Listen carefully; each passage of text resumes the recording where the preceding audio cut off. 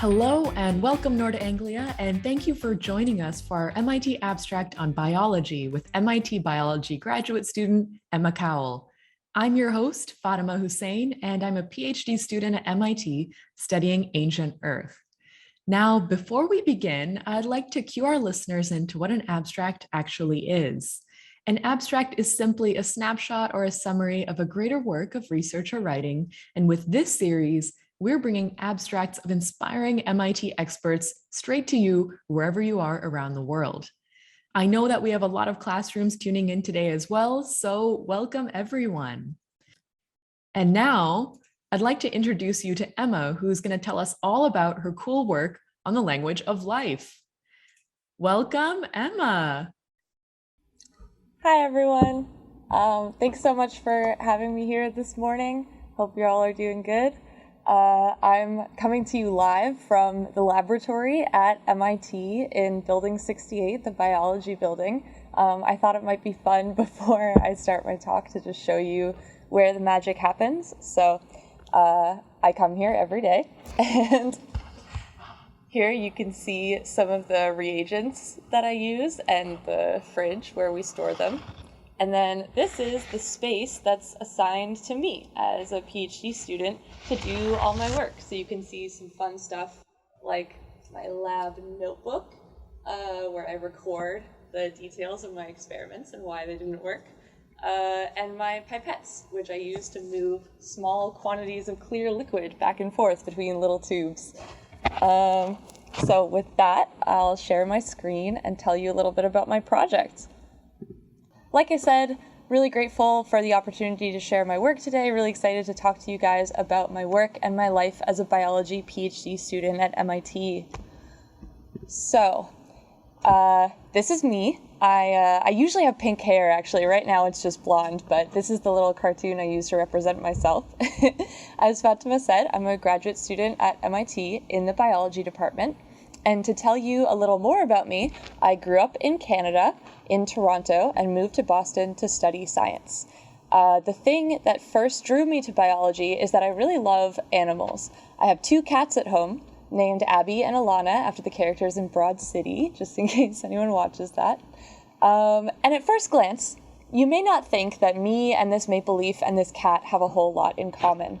But as a biologist, I look at these 3 things, and what strikes me is how similar we actually are under the hood. So for one thing, we're all made up of lots of tiny cells, just like every other living thing on Earth.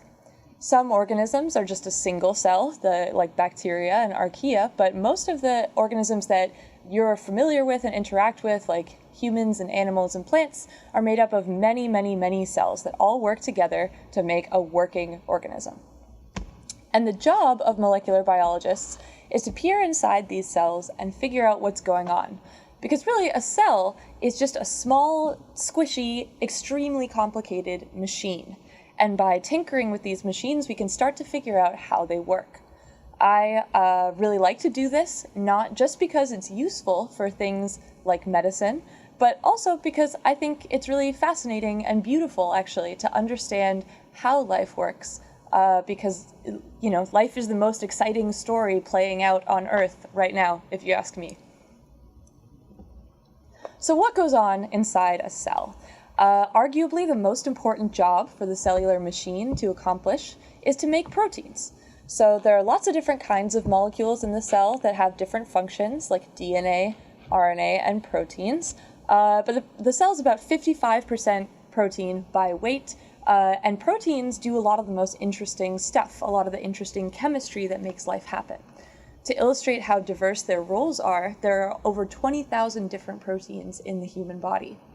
So to make a protein, you start at the genome, which is made of DNA, and it's like a recipe book, basically, with instructions on how to make any protein you want, any of the different 20,000 proteins that you might need.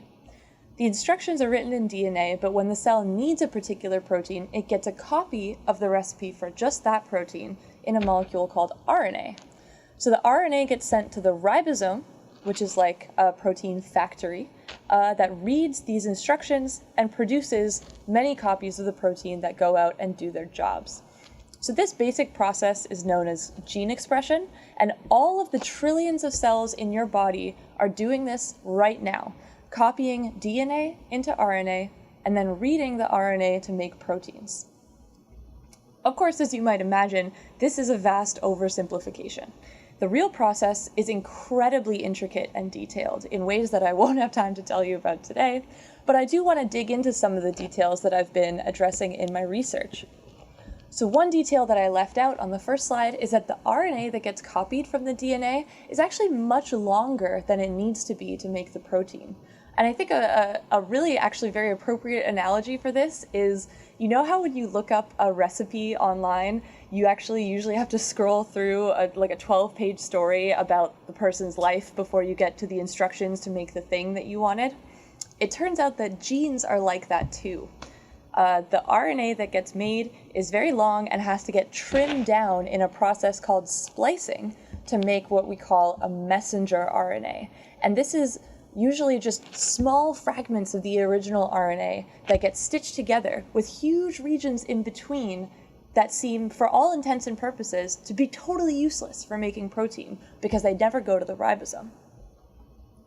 These regions that get thrown out are called introns. And this is what I study in my PhD. When people first realized that genes have these large regions that get cut and destroyed immediately before proteins get made, this was one of the most surprising discoveries in molecular biology. It was about 40 years ago that they were first observed, partly by some biologists here at MIT. And this is the paper where the name of these regions was actually determined. So the intervening regions or intergenic regions ended up getting called introns, alternating with the regions which will be expressed or made into protein, exons. So the exons contain the sequence that determines the amino acid sequence of the protein, and the introns, we think, are pretty much useless. You'll often see people call them junk DNA. But despite being junk, they're actually quite prevalent. So all eukaryotes have introns. A eukaryote is just any multicellular, or sometimes single-celled, but generally multicellular organism that does not fall into bacteria or archaea on the phylogenetic tree of life. So I'm a eukaryote, you're a eukaryote, cats, plants, all of those things are eukaryotes. And all of them have introns.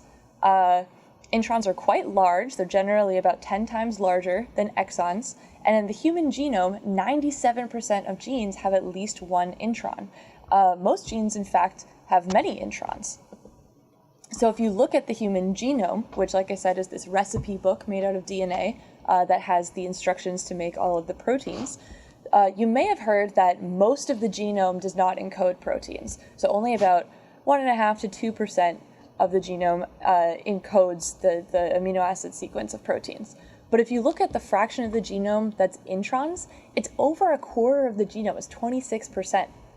So why does the human DNA spend all of this time and space making introns if they're not useful? Well, this is something that people have tested. Since it really seems like a big waste of time for the cell to copy all of these introns into RNA every time it wants to make a protein, as a molecular biologist, you can put DNA or RNA into a cell to study how protein production happens. And people have tried to be clever about this. So knowing that introns don't go to the ribosome, sometimes what people have done is removed the introns ahead of time and just inserted the DNA or RNA without the introns. This makes it way easier for us because we don't have to synthesize, these long molecules. And theoretically, it should make it easier for the cell too, because if you don't have to do this extra step, you should be able to make everything go faster. But surprisingly, it turns out the opposite is true. Over many years, in many different genes and organisms, scientists have observed over and over again that if you remove an intron from a gene ahead of time, you actually decrease or sometimes totally eliminate the output of protein. And this is a very surprising result because we don't really understand how introns are involved in protein production. Perhaps, though, it shouldn't be so surprising when we consider what an intron looks like. Before they get spliced out, the introns exist as long regions of RNA in the cell. And if you think about what RNA looks like versus protein, it can be kind of shocking because people tend to focus on proteins as, like I said, the movers and shakers of things in the cell, the things that do all the interesting chemistry. In biology textbooks, you often see proteins represented as the biggest thing in the diagram of the cell, and the RNA is just a little squiggle. But in reality, though both of these things are very small, RNA is way bigger than protein. So this is a protein that you would find in your muscles. It's called myoglobin. And this is the RNA that encodes that protein. I got this picture from a free online textbook, by the way, called Cell Biology by the Numbers, which I would really encourage everybody to check out. It's at book.bionumbers.org. It's got lots of really fascinating stories about the quantitative relationships in cell biology. For example, there's a whole page about how RNA is much bigger than the protein that it encodes.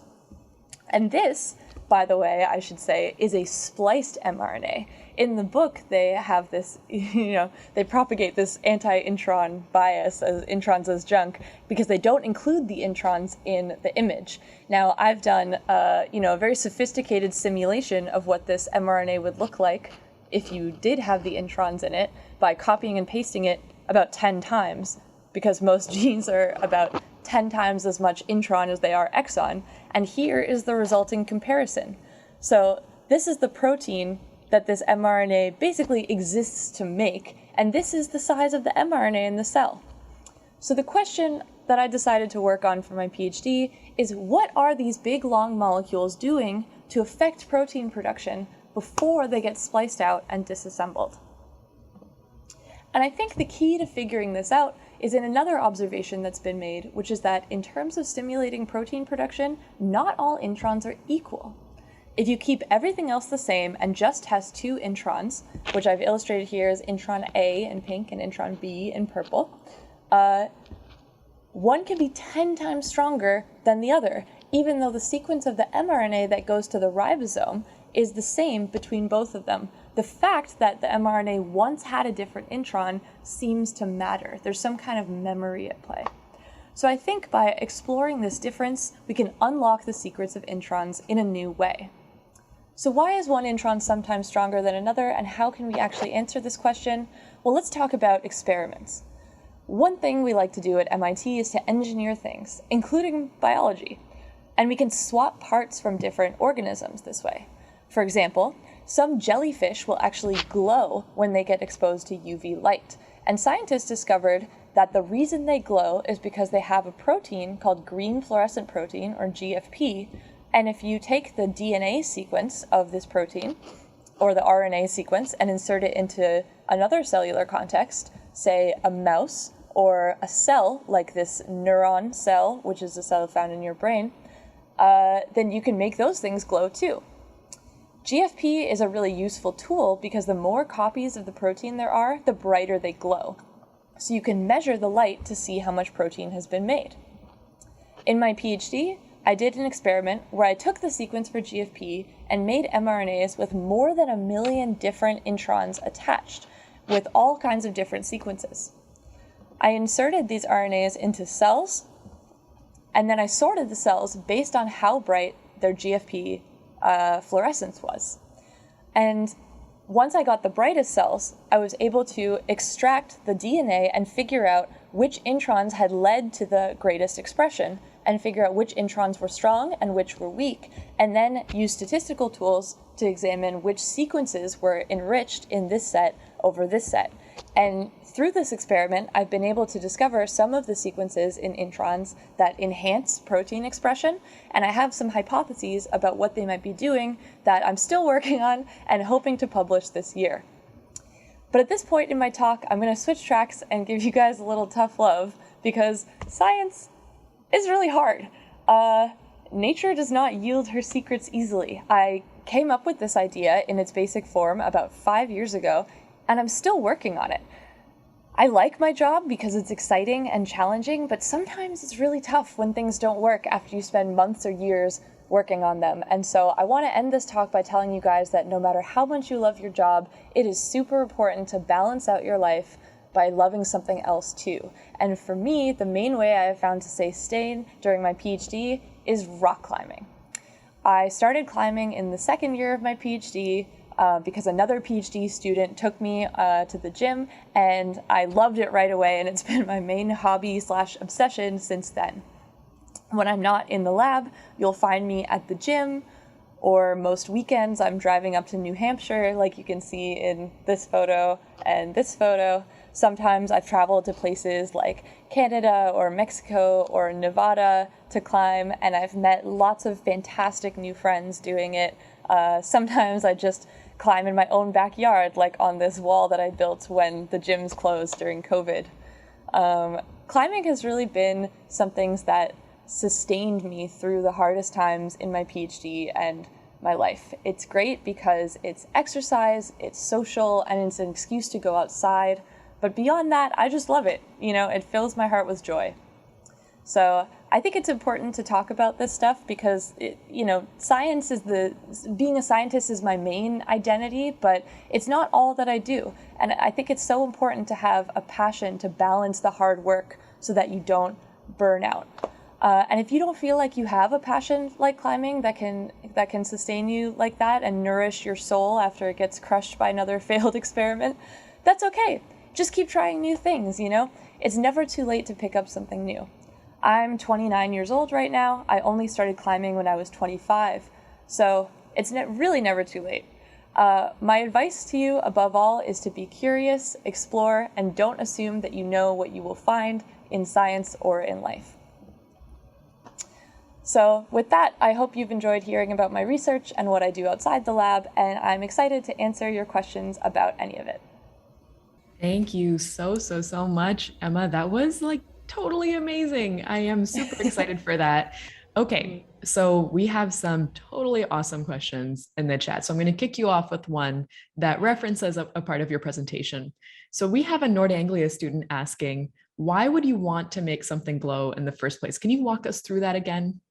Yes, definitely. That's a great question.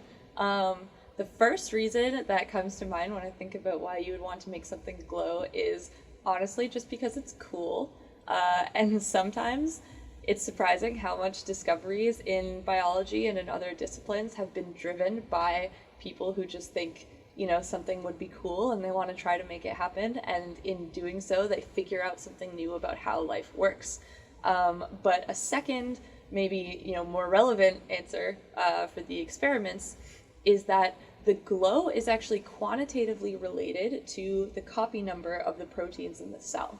And I'm trying to be precise in my measurement of how one intron versus another is able to stimulate expression. And so one way to do that is to use either a microscope or another machine called a flow cytometer, which you can Google if you're interested in, which is basically just a really fancy microscope that looks at cells and measures very precisely how bright that glow is. And that tells me how many copies of the protein are in the cell, and I can trace that back to the intron that produced them. So it's actually a really incredible tool for researchers to study protein production, to have these glowing proteins. Got it. So is it fair to say more glow equals more protein? Yes, exactly. And in a linear and reproducible way, which are these properties that we're interested in. Awesome. Oh, that is super cool. I really like that shade of green. So that's so exciting. Okay, so our next Nord Anglia student's asking a similarly artistic question, actually. So this Nord Anglia student says, Emma, I really like your drawings. Do you use illustrations a lot in biology? And how did you first learn to draw? Oh my God, I love that question. Thank you. I always loved drawing as a kid, and I think that's really connected with my love of animals that I mentioned that drew me to biology initially. I really love drawing horses and dolphins and cats and all of these things when I was a kid, and so I just got the practice. I guess I can't recommend this exactly, but one thing that I would do is doodle a lot in class to practice drawing. Maybe a better recommendation is to take an art class where they encourage you to practice drawing. And that way you will slowly, develop your own style and your skills, And then later in life, even if you don't become an artist per se, it's often nice to have the ability to just make things look, cute and fun and interesting on slides. It's very important in science, actually, to be able to communicate your work effectively. And so I think my drawing has helped me do that, because a lot of the time when I present my work, I'll have a little doodle of myself, and my facial expression in the doodle will tell you how you should interpret the results, like whether it was a good thing or a bad thing or surprising thing. And I also personally like that it kind of humanizes the process of science, because it is a human endeavor, and for me, it's often an emotional endeavor. So, Of course. Oh, that is super, super neat. And then we have a question from, I think, a future biologist. Okay, so this Nord Anglia student is asking, how do you tell the difference between different introns in your work? Okay. Yeah, I can answer that on a few levels. So I can tell the difference between different introns experimentally in terms of their output, like I said, by reading the GFP intensity, the brightness of different cells, and so I can get different activity measurements for the introns.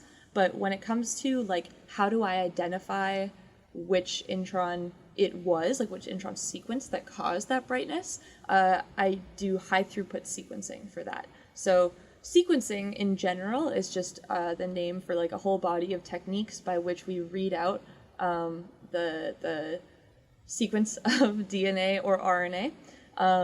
You guys might know, I didn't have time to get into this, but DNA and RNA are basically like a long word made up of 4 letters. So you've got A, T, C, and G for DNA, and in RNA you've got A, U, C, and G. And there are various chemical techniques that you can use to take a piece of DNA or RNA and then read out what the sequence is. And lately, those techniques have gotten really good in the past 10 years, and you can do that in a massively parallel way where you read millions or actually even billions of DNA molecules at the same time. I don't really have time to get into the details of that either, but that is what I do to identify which introns were which. Got it. Okay, so you're just looking for different codes in each one that make them distinct. So it's like reading different lists of instructions, basically. Yes, and actually, one other way that I could interpret that question that might be what the student is actually getting at. Sorry, and if this is what you're getting at, this is really really key. That because the intron is spliced out, it's actually difficult to sequence it from the RNA in the cell. So one detail that I didn't include is that I have a randomized DNA barcode included in one of the exons, and each barcode maps back to the intron. And that was actually one of the trickiest parts of the experiment to figure out. Because the introns get spliced out, you can't read them directly from the cells, from the RNA. So if that is what you meant, then kudos. That's a good question. I think that just goes to show how thoughtful you have to be when you're designing experiments as a scientist to figure out what sort of information you need and how to actually get it. And it's taken you, months and years to kind of design that process. And I think that's very, it demonstrates really well what it's like to do science. I know I have to go through thought processes just like that to figure out how to get information out of rocks, like the most simple way. So I think that's definitely a very, very science-heavy, scientist-driven process. Yeah. It's quite iterative too. You really like have one idea of how things are going to work, and then the results are totally bonkers, and you have to rethink it over and over again, tweak the experiment to get it to work the way you want. Yeah, and I think we have a question from another Nord Anglia student that leads just into this. So let's say you have a bonkers result. I know the first thing I do is I go to other people in my lab and I'm like, have you ever seen such a bonkers result before? See what they have to think. So our student is asking, do you work by yourself, or are there others in your lab that you can kind of consult and work with on sort of similar questions? Yeah, great question. And honestly, I wish I had more time to talk about the whole structure of how you do a PhD and the kind of support you get. Basically, yes and no. There are others in my lab. I work in Chris Burge's lab at MIT, And Chris is an expert in sequence analysis of the kind that I described in this experiment, and so he gives me a lot of advice on that side. And then there are about 10 others in my lab, and each of us has an independent project. So nobody else works on this Intron enhancement thing. That's just me. But whenever I get a result that is confusing or a good result, I can talk to my colleagues, and they are all doing stuff that's kind of similar in nature. They understand the background and they understand the techniques, and they can give me advice, and I can also listen to their problems and give them advice. So in that way, it's very collaborative and cooperative, but strictly, this is just my project, and that's a big part of the ethos here at MIT, which is you should do a project independently, like come up with it yourself and execute it yourself, and that's how you get forged as an independent scientist. Got it. Yeah, I think that's pretty accurate. We now have a Nord Anglia student asking, why did you choose molecular biology to study in the first place? What motivated you to go towards that? Was there an impactful class or professor or teacher at some point in your life who studied that? Yeah, really good question. It's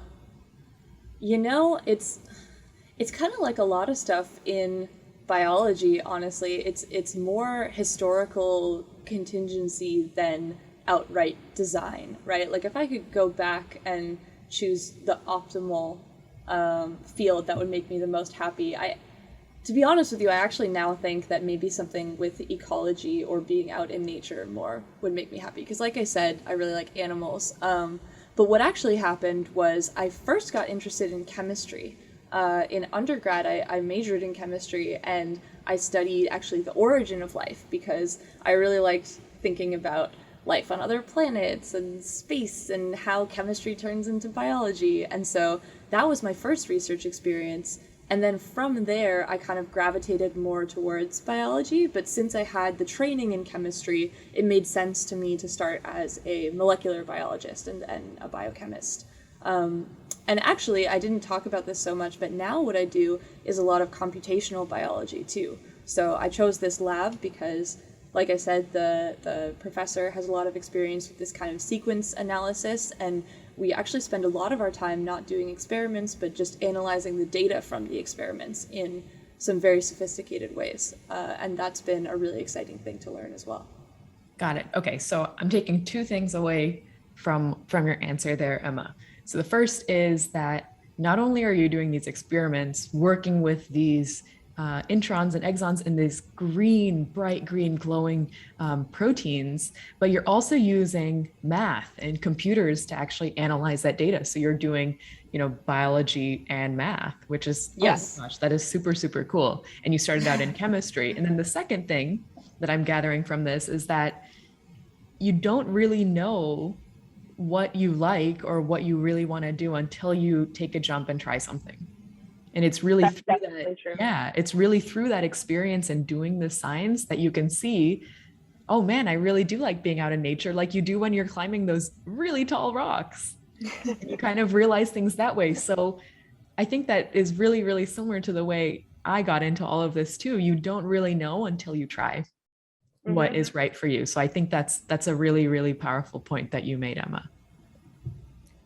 Okay, so we have a student who I think is quite forward thinking about biology, and they're saying, what motivates you to figure out what these introns are really doing? When you figure out what they're doing and why they're doing it, what are the impacts of that? What does that mean for all of us? Oh, that's a doozy of a question. Motivation, is an interesting thing. When I started this project, which like I said was 5 years ago, which is sort of a hard length of time to really contemplate from beginning to end when you're starting something, I was just really captivated by the mystery of introns and how unexpected all of these things were. How, time and time again, scientists were really just bewildered by what they saw with the existence of introns in the first place, and then the fact that they're important for gene expression, even though you wouldn't think that they would be. And then the more I read, the more I was just kind of captivated by yeah, how kind of bizarre all of it is. It's not how you would design a system, right?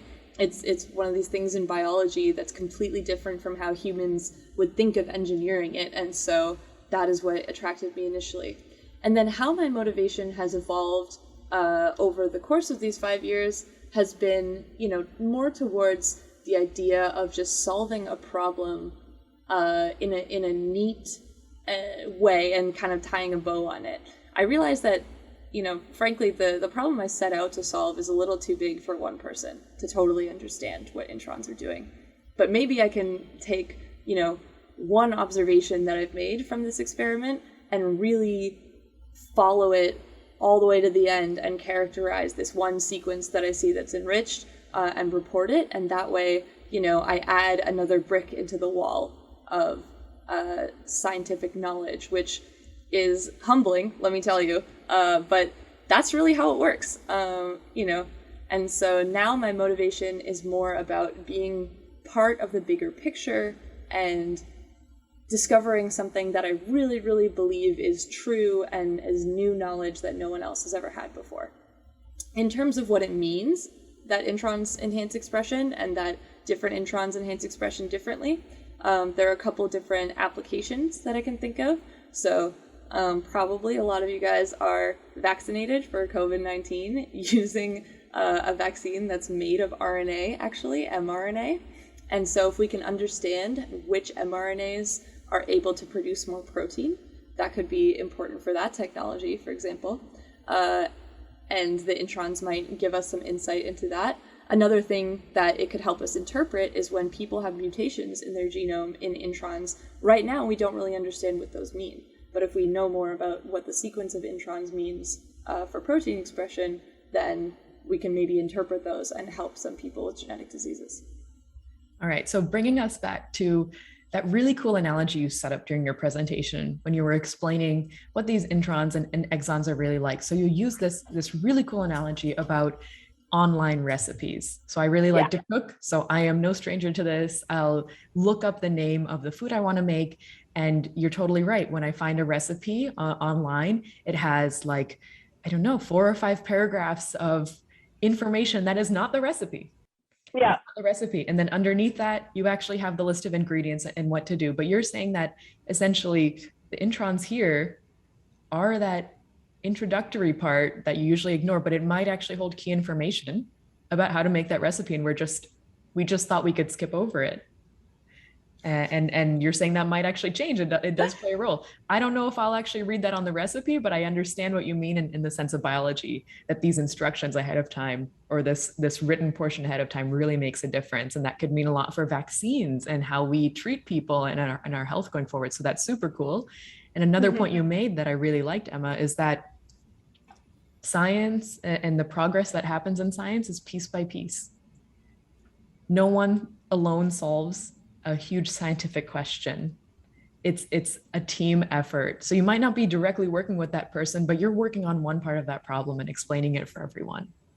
And that's what all of us are trying to do every single day here at MIT and at every science research institution on the planet. Everyone is working to play their little part in solving really, really big problems. So I really want to encourage all the Nord Anglia students on the call to think about that as they tackle their next really hard problem. They are playing a role in making progress. And now, Emma, I actually want to ask you a couple of rock climbing questions we've gotten in the chat, okay? Oh, good. So we have a student who I think wants to try rock climbing, and they're asking, I want to know, do you have to be really strong to rock climb? No, you definitely don't. This is one of my favorite questions to answer. It's so much more about technique than it is about strength. And I probably should clarify that when I started rock climbing at 25, I had never really done a sport. I had never gotten into working out. I was not like an athletic person. I was a big nerd. All I did was read and sit in the lab. But when I started rock climbing, I did build strength over time, but really I was able to figure out how to get to the top of the wall using just like flexibility and thinking about my body weight and how to move and really solving like this physical 3-dimensional puzzle with my body. And there are lots of resources online, like you can go to YouTube and look up rock climbing techniques that talk about how to use your feet more than your hands, how to use your core and a lot of like the larger muscles in your body to support your weight. I get this question a lot. People are like, I can't do a pull-up. Can I still rock climb? Yes. Go try it out. It's so fun. And then, just the more you do it, the more you'll learn these little things that help it be even less dependent on strength. Awesome. Okay, so you're telling me that after this, I can look up on YouTube rock climbing techniques, and then maybe if I study them closely enough, you and I can go rock climbing sometime? Absolutely. I would love to. Totally cannot wait. Okay, so now we're going to get back to a question about proteins. So I think a few of the folks on this call might not totally understand what they do. So proteins are the end product or the result of all the things that you're studying. Okay. So what does a protein actually do? Can you tell us, what their role is in life? Yes. Great question. Again, something, I wish I had like 100 of these presentations worth of time to talk about these things. Proteins are pretty incredible. So DNA and RNA, like I said, is made up of 4 letters, the A, T, C, and G, and each of those letters is pretty chemically similar to one another. Proteins start out as a long chain and then, fold up into different shapes. But the units in the chain, there are 20 different ones. They're called amino acids, and they have lots of different chemical properties. So proteins can be incredibly different from one another. Like one protein might be basically like a tube that goes through the cell membrane, and it only allows certain metal ions to pass, like sodium or calcium. And that's actually how your neurons work, that they have channels, they're called, which allow passage of different single atoms in and out of the cell at different times. And then some proteins will be enzymes, and that's a name for a protein that does a chemical reaction. So that might be a protein that's floating around in your cell, and every time it sees a particular other molecule, it will catalyze a reaction with that molecule to change it in some way, like break it down or join it to another molecule.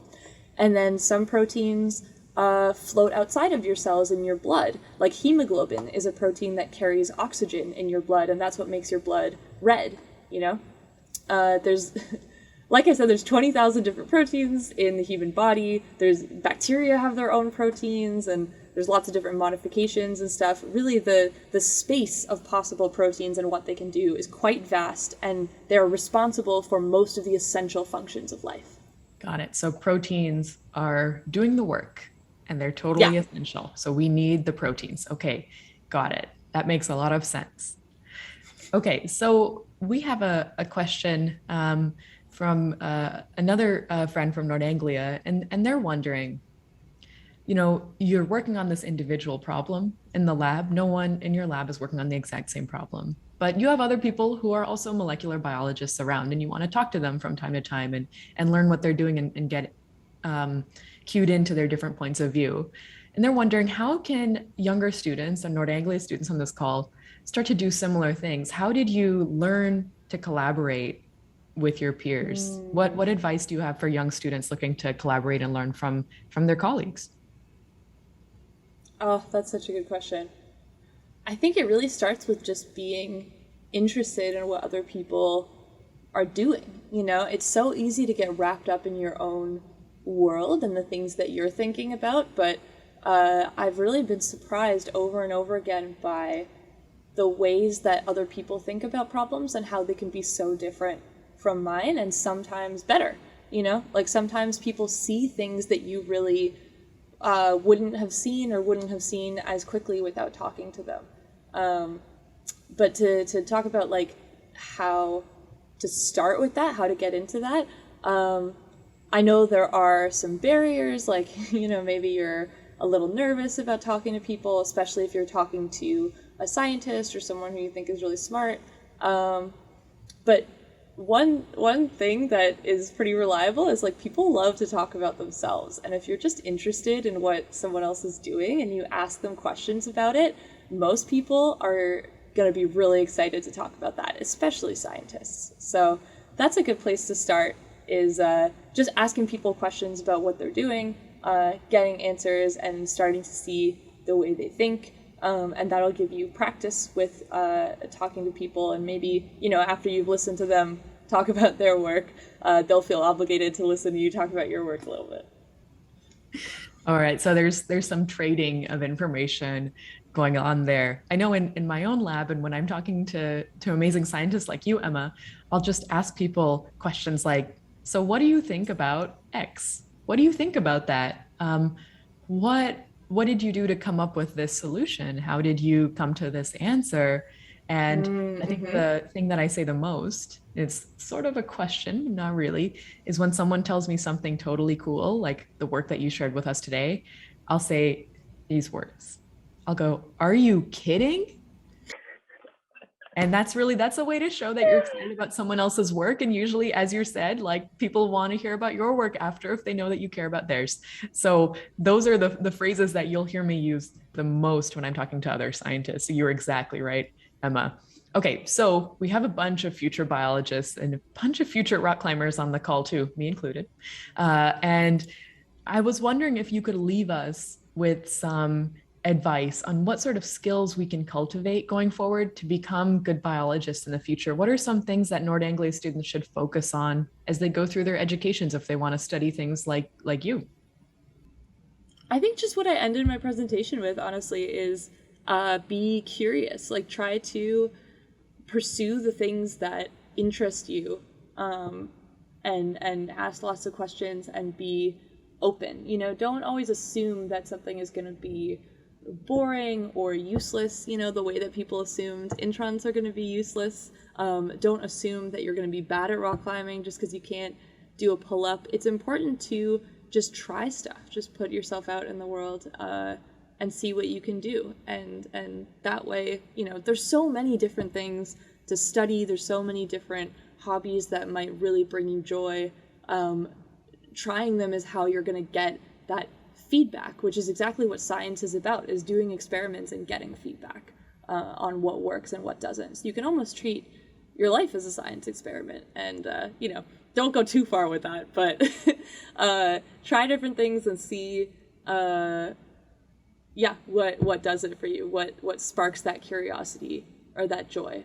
I would say that is my number one recommendation, and as an addendum to that, to be true to yourself, and don't just be interested in the activities or the research topics that other people are interested in, or that you think will impress your parents or whatever. Try to get in touch with your own heart and your voice inside that says, wow, this is sick, Awesome. I think that's fantastic advice.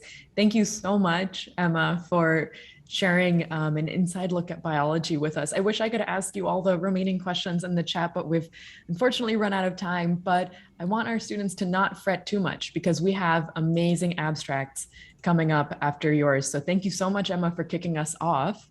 Next month, we'll be learning about robots that fly. After that, about an inside look at our brains and how resilient and strong they are. And then we're going to end by talking about renewable energy and solar panels. So we're going to be talking about so many exciting things this semester, and this edition of MIT Abstracts. Totally excited. And to end, I'd like to thank our sponsors, Nord Anglia Education, and the collaboration we have with them for making this amazing series possible. And folks on the call, if there's a part of Emma's talk that you want to replay or look into a little bit more going forward, you can find Emma's talk on YouTube and Global Campus, and that's where you'll find all the other past MIT abstracts we've had as well.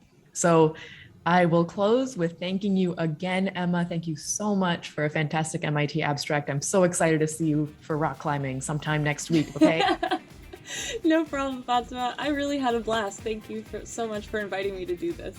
Of course, of course. Now, everyone have a fantastic, fantastic day, and we'll see everyone soon. Bye.